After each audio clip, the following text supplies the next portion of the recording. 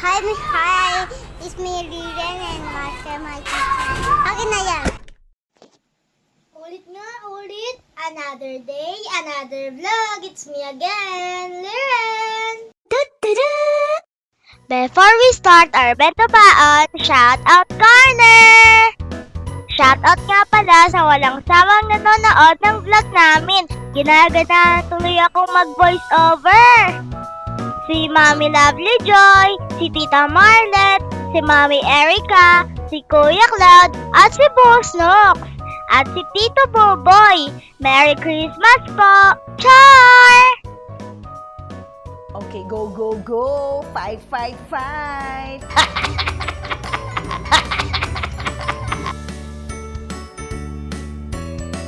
Monday na naman at 9 days na lang, Christmas na! For today's Bento Baon, special ang baon natin today. Mga beshi, ang makahula ng baon ko today, bibigyan ko ng tosino.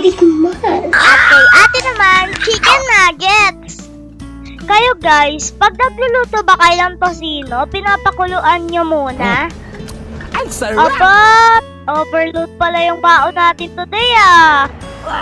Nagamit na nga pala ni Mami yung bear molder na in-order niya. Sa wakas! Gumamit pala si Mami ng edible pen para sa details ng bear at gumamit din ng nori pang design sa background. Ulit-ulitin ko pa ba? Cheese pala yung ginamit ni Mami dyan, mga beshi.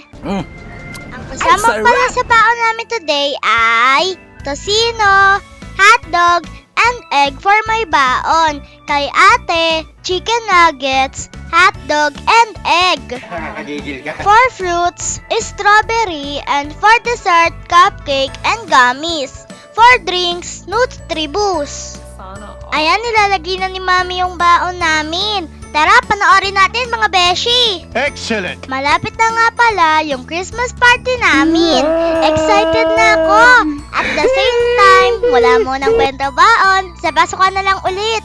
Ano naman kaya ko-content namin sa susunod? Abangan. Wow! Ang bigat! Ayan, malapit na matapos si Mami. Ito na ang final outcome. Cute ba? O mas cute ako? Amen! Ulit-ulitin ko pa ba? Salamat sa panonood. See you on the next vlog. Follow for more. Bye-bye! 10,000!